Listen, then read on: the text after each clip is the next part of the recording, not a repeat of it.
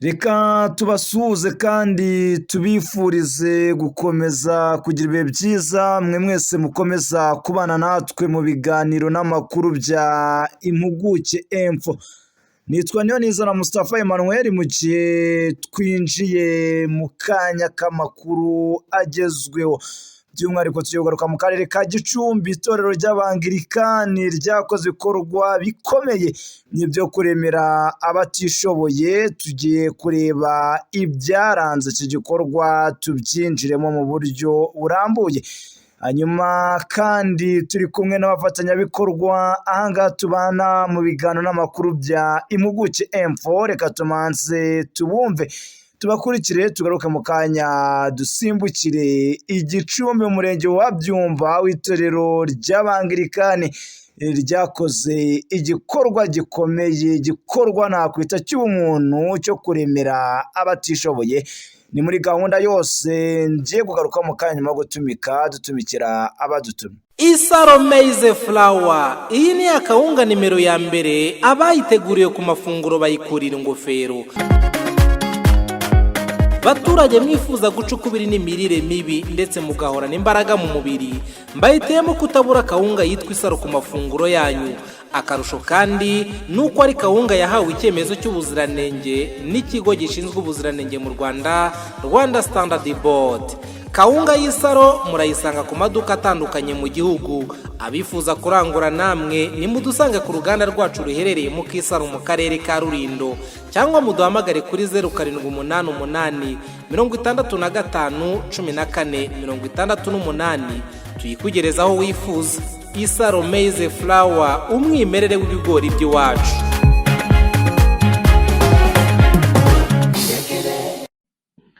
Abantu benshi cyane rero bakomezaga kugenda bambwira ngo Jesco izo bipango ni gute dushobora kuba twabona uburyo bwo kujya kwiga hanze. Reka nze mbabwire uburyo bwiza bwo kujya kwiga hanze. Ariko igihugu ngiye kubabwira amaginga aya ngaya ni mu gihugu cy'Ubushinwa. Nta experience mbifitemo uburyo nakubwiramo ngo visa bayibona barya, babigenza barya, bagira bate. Ariko reka nkurangira abantu bagiye kugufasha muri ibi bintu. Hamagara ino nimero ubona ahangaha, uhamagare abitwa The Planet School Services bagufasha. Bo ni nk'umurabyo ushiduka ugeze mu Bushinwa. Bahamagare bagufasha wongere skills na knowledge. Reka twongere tubaye ikaze hano kuri Impuguke Info nyuma yo gutumikira abadutumye. Itorero ry'Abangirikani ryakoze igikorwa gikomeye, ni igikorwa cy'ubumuntu niko navuga cyo kuremera abatishoboye. Ibi byabereye mu murenge wa Byumba mu kagari ka Kibare mu mudugudu wa Rugarama. Yari tariki ya 26 Nyakanga 2025 ubwo abakristo basengera mu itorero ry'Abangirikani ry'u Rwanda mu karere ka Gicumbi by'umwihariko murenge wa Byumba, inshuti zabo bari bahuye mu buryo bukomeye cyane. Aba bari baturutse mu madini agiye atandukanye, hanyuma baza kureba buryo gahunda zimeze, bakora iteraniro. Ni iteraniro nanjye nitabire ku kibuga cy'umupira cyariya kiri hafi y'iriya diocese ya Byumba.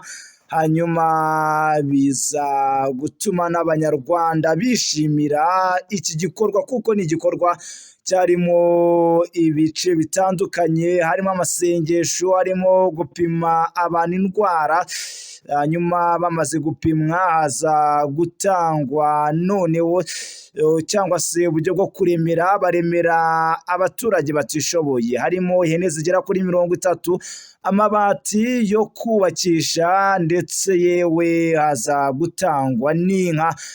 Ibyo byose biri mu byabereye muri icyo gikorwa, kandi igikorwa cyari gifite imbaraga zikomeye, dore ko cyari igikorwa cyitabiriwe n'inzego za leta, yaba umutekano ndetse n'ubuyobozi bw'umurenge wa Byumba. Harimo kandi umushumba w'iriya diocese ya Byumba nawe yarahari. Hanyuma ndetse n'abashitsi bari baturutse muri Leta Zunze Ubumwe za Amerika nabo bari aho ngaho kugira ngo ibintu birusheho kugenda bigenda neza cyane. Natwe nka Impuguke Info twari hariya muri uriya murenge wa Byumba. Nyuma y'uko kiriya gikorwa gikozwe, haje gutangwa amabati agera kuri 18 ndetse hatangwa inka 7, yewe hatangwa n'ihene 30 ku baturage batishoboye, ndetse nyuma yo kuhabwa izi nka ndetse yewe n'amahene haza kubaho ibiganiro ndetse n'amasengesho, ibintu biza kugenda neza muri rusange. Nyuma y'uko abaturage bahawe ari amatungo, natwe twarabavugishije, hanyuma tuganira nabo mu buryo burambuye, dore ko harimo abayoboke bari muri iri torero baje guhabwa buriya bufasha, nk'uwitwa Uwizeyimana Francine worojwe inka yabwiye Impuguke.com ndetse na Impuguke Info ko yari afite umunezero bitewe n'uko yagiye kubona agafumbire gatuma ashobora kwiteza imbere. Yagize ati ndishimye kandi ndashima Imana n'abayobozi bacu banyoroje iri tungo ryiza, ubu ngiye kuryitaho uko bikwiye, ndizera ko rizangeza ku iterambere. Nsanzwe nsengera mu Bangirikani kandi bankoze ku mutima, ubu ndishimye cyane kandi ndanezerewe. Ni mu gihe kandi umusaza witwa Jean Bosco nawe yagize icyo atangaza, yitwa Jean Bosco Nkundimana, akaba yaraje kuvuga ko yishimye cyane ndetse ko anezerewe bitewe no kubona ko abonye itungo yahawe ihene. Avuga ko ugiye kumufasha kandi yishimiye ko abayobozi bamworoje, avuga ko bigiye gutuma agira iterambere muri rusange. Yagize ati nawe urabibona ndishimye cyane, navuye mu mudugudu wa Kabingo mu kagari ka Kivugiza, ndishimye kuko banyoroje ihene, ngiye kwifata neza kandi nshimiye abayobozi rwose banyoroje. Hanyuma kandi abaturage kimwe n'abagenzi babo basengera muri itorero ry'Abangirikani ry'u Rwanda, by'umwihariko mu gice cya Byumba, ku bufatanye n'umushinga ukorera mu gihugu cya Leta Zunze Ubumwe za Amerika, nibo baje kuza kuba babaha ubufasha. Akaba aricyo nakubwa noneho iri torero ry'Abangirikani naryo riza kugenda rireba igikwiye gukorwa, hanyuma bahuza bano baturage by'umwihariko batishoboye barafashwa. Akaba aricyo nakubwira. Hanyuma kandi n'ahantu hakomeye hariya za Kibari, kuko bafite convention. Urabona iyi Kigali Convention Center ukuntu imeze na Kigali Arena neza.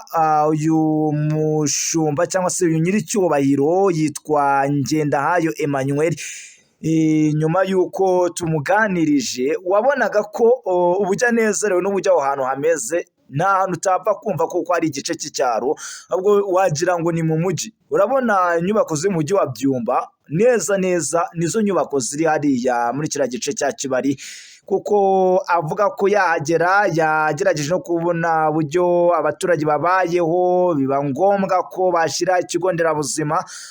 Nyuma y'ikigo nderabuzima bashyira amashuri, ndetse urumva bagiye kuhashyira n'imwe mu nzu izajya yakira n'amanama akomeye, yewe na sare ikomeye ishobora kuberamo ibirori bikomeye. Akaba ari kimwe mu bikorwa bikomeye uyu musenyeri akaba ari nyiricyubahiro Emmanuel Ndahayo wanashimiye iterambere rimaze kugera hariya nyuma y'uko iriya diyoseze ifatanyije n'abafatanyabikorwa baturuka muri Leta Zunze Ubumwe za Amerika. Wenda reka na nyiricyubahiro musenyeri tumwumve mu buryo burambuye agenda agaruka kuri iyi gahunda, hanyuma ndagaruka mu kanya mubwire se nyuma ya musenyeri umunyamabanga nshingwabikorwa umurenge wa Byumba Bwana Ngezomuremyi yatangaje. Reka tumaze twumve musenyeri mu buryo burambuye. ngira ngo impamvu nyamukuru ni uko ubutumwa bwa mbere bw'itorero ni ubutumwa twazanye muri iyi si dutumwe n'Imana, guha umuntu ubuzima bwuzuye, ubuzima bwo mu mwuka, ubuzima bwo mu bugingo, ubuzima bwo mu mubiri, umuntu akabana neza n'Imana, umuntu agasabana neza n'abandi, bakagira urukundo, bakagira ubumwe, bakagira ubufatanye, bakagira ubusabane, ariko bakagira n'umubiri wuzuye, umubiri muzima. Niyo mpamvu dufatanije n'ingamba nziza za leta y'u Rwanda zihura neza n'imigambi y'itorero mu butumwa bw'Imana dufite. Twarebye aka gace ka Kibare dusanga tugitangira kugakoramo muri za 2007, kari agace kari mu bwigunge, nta vuriro ryari rihari, abantu babonaga bafite ukuntu bamerewe, ubona batishimye mu mutima. Hanyuma rero dushaka inzira zitandukanye z'uko abantu twabateza imbere kandi ibice byose by'umuntu bigafata. Hanyuma ikihutirwaga cyari ivuriro twarishyizeho nk'uko muribona, hanyuma tuza kureba dusanga kugira ngo ubuzima bugende neza, ikintu cyitwa siporo burya ni ikintu gikomeye. Siporo y'abantu bahuye bagira ubusabane, ndetse umuntu yanyeganyeze no muri roho ye no mu mutima we birasusuruka agahambuka, abantu bakibonanamo. Hanyuma kandi uko abantu bagenda banahambuka muri siporo mu mubiri, ni nako bagira n'imbaraga zo gukora ibikorwa bindi. Byatumye rero hamwe no kwiruka tuzana iki kibuga kiri hano. Ni ikibuga gifite ingero ziri ku bibuga mpuzamahanga, tunateganya mu myaka iri imbere kuzashyiraho tapi synthetique kugira ngo kizagende neza. Bituma dutekereza gukora sale iri hariya, ni sale nziza, twifuza ko izaba sale y'ibikorwa by'ubumwe n'ubwiyunge, ibikorwa bifasha abaturage, abantu bagakoreramo amahugurwa y'ubumwe n'ubwiyunge, bagakoreramo ibirori, bagakoreramo ubusabane, ariko ku ruhande hakaba hari n'ahantu hazajya habera amahugurwa atandukanye n'ubumenyi ngiro bw'imyuga irimo kubaza, kubaka, ariko harimo n'ubworozi n'ubuhinzi buciriritse, aho umuntu tuzajya aza tukamwigisha isaha imwe uko agaburira amatungo ye, isaha imwe akaza tukamwereka uko ashobora gufata neza ibihingwa bye. Icyo gihe bigatuma abantu dukorera hano bagiramo uruhare, ndacyo mpamvu tubahamagara kuza kwiruka, ariko tukanabahamagarira no kugira ibindi. Uyu munsi murabona twatanze ibindi bikoresho byo kubafasha muri bwa buzima, kuko ubutumwa tuvuga ntabwo ari amagambo gusa, ni ubutumwa bujyana n'ibikorwa. Twahaye abantu amabati kugira ngo bubake inzu zabo, ariko bashyireho n'ubwiherero kugira ngo bagire isuku, bagire n'umutekano w'ubwirinzi bw'indwara. Twahaye abantu amatungo arimo ihene n'inka. Murabizi leta y'u Rwanda cyane cyane kuba Perezida wa Repubulika yakanguriye abantu, ndetse atangiza n'umushinga mwiza wagira inka munyarwanda kugira ngo bagire amata, bagire ubukungu, bagire ifumbire, bagire ibyo kurya bihagije, base neza, babyibuhe. Twatanze ibyo bikoresho byose bikangurira abantu kugira ngo nabo ubwabo bamenye ko bafite imbaraga, ariko icyo baburaga natwe tubakangurireho, tubasunikiremo bashobore gutera imbere. Ibyo byose rero tubikora kugira ngo ubuzima n'ubutumwa dufite abantu babeho neza, babane neza, bamererwe neza, ariko bagire n'ibyiringiro byo gutera imbere ejo hazaza. Tumaze kumva nyiricyubahiro Musenyeri Ngendahayo Emmanuel, akaba ari umushumba wa diyoseze ya Byumba, agaruka kuri kino gikorwa ubwo twamuganirizaga, avuga ko nk'uko mwabyumvishe yahageze 2007, hari nyuma hari mu gace k'ubwigunge, nta vuriro ryari hari ntaki, ariko ubu ngubu bakaba hamaze kugera ku rundi rwego rushimishije, ndetse anashimira cyane bano bavandimwe bo muri Leta Zunze Ubumwe za Amerika, nk'uko yagendaga abigarukaho Musenyeri. Ku ruhande rw'ubuyobozi bwite bwa leta, umunyamabanga nshingwabikorwa w'umurenge wa Byumba Ngezamuremyi Theoneste avuga ko diyoseze ya Byumba hari ikimaze guhindura mu baturage bahariya muri kiriya gice, by'umwihariko cya Kibari, kuko nyine ubusanzwe iyi diyoseze ifasha aba bayobozi no kuba bahuza aba baturage mu bihe bitandukanye, nk'uko executive w'umurenge wa Byumba Ngezamuremyi Theoneste yagendaga abitangaza. Avuga ko kandi rimwe na rimwe hari n'inyigisho diyoseze ya itanga zigafasha n'ubuyobozi bwite bwa leta gutuma abaturage bumva vuba icyo bakwiye gukora, nk'uko executive yagendaga abitangaza hariya, nyuma y'uko nawe yari amaze kwirebera uburyo gahunda zari zimeze. Wenda reka executive wa Byumba Ngezamuremyi Theoneste tumwumve nawe mu buryo burambuye, asobanura byinshi kuri iyi gahunda n'icyo ubuyobozi bumaze kubafasha. Gusa mbere ko twumva gitifu ni uko muri rusange iri torero rya EAR Byumba rifitanye imikoranire n'iryo muri Leta Zunze Ubumwe za Amerika. Kuri ubu ngo nyine bakaba baranasuye sare yo ku rwego rukomeye irimo kubakwa mu mudugudu wa Kibare, aho imirimo igeze no ku musozo. Ni mu gihe ko nabikubwiye amatungo batanze agera ku nka 7 ndetse n'ihene 30 yewe n'amabati 18 kugira ngo bikomeze gufasha abaturage mu rwego rw'iterambere ryabo.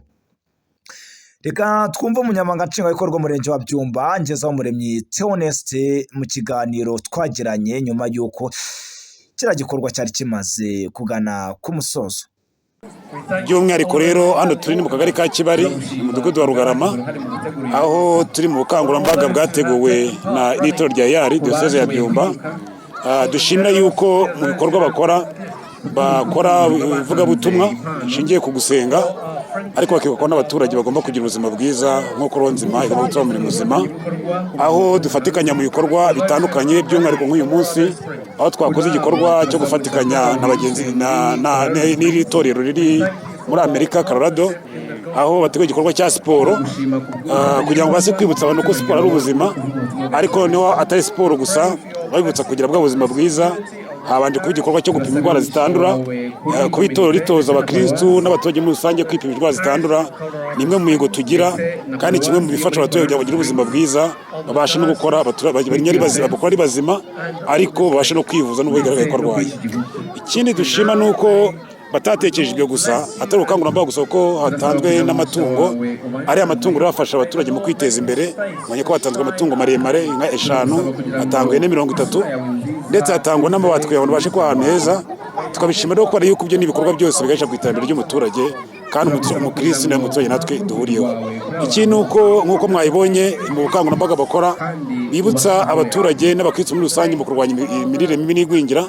Kandi kimwe mu bibazo dufite ni uko dufite ibiryo, dufite ibihingwa, dufite ubutaka bwiza, dufite ikirere cyiza, ariko tugira challenge ko abaturage batabasha gutegura indyo yuzuye babasha kugira ubuzima bwiza. Tukanagaruka ku kintu kijyanye n'isuku n'isukura, kuba itorero nka EAR rigaruka ku kintu cyo gutoza abakirisitu kugira isuku, bakora ubukangurambaga nk'ubu ngubu. Ni byiza yuko murabizi yuko abaturage bagize umuco mwiza wo gukaraba, wo gutaha ahantu heza, bakagira umuco wo kubyikorera. None iyo byavuzwe n'itorero bikavugwa na musenyeri, bikavugwa na paseri, bibasha kumvikana kurusha, nubwo n'ubuyobozi natwe birumvikana kurusha. Ariko iyo turiho twe twaza imbaraga z'ubukangurambaga, bitanga umusaruro, gatuma abaturage n'abakirisitu muri rusange bagira ubuzima bwiza n'iterambere kabasha kwihuta. Isaro Maize Flour, iyi ni akawunga nimero ya mbere abayiteguriye ku mafunguro bayikurira ingofero. Baturage mwifuza gucukubiri n'imirire mibi ndetse mugahorana imbaraga mu mubiri, mbayitemo kutabura kawunga yitwa Isaro ku mafunguro yanyu. Akarusho kandi nuko ari kawunga yahawe icyemezo cy'ubuziranenge n'ikigo gishinzwe ubuziranenge mu Rwanda, Rwanda Standard Board. Kawunga y'Isaro murayisanga ku maduka atandukanye mu gihugu. Abifuza kurangura namwe nimudusange ku ruganda rwacu ruherereye mu Kisaro mu karere ka Rulindo, cyangwa muduhamagare kuri 0788 65 14 68 tuyikugereza aho wifuza. Isaro Maize Flour, umwimerere w'ibigori by'iwacu.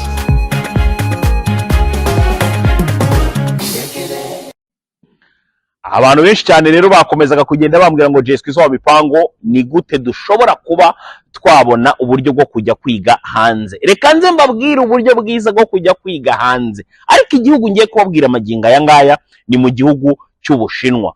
Nta experience mbifitemo uburyo nakubwiramo ngo visa bayibona batya, babigenza batya, bagira bate, ariko reka nkurangira abantu bagiye kugufasha muri ibi bintu. Hamagara ino nimero ubona ahangaha, uhamagare abitwa The Planet School Services bagufasha. Ubona inkumurabyo ushiduka ugeze mu Bushinwa bahamagare bagufasha, wongere skills na knowledge.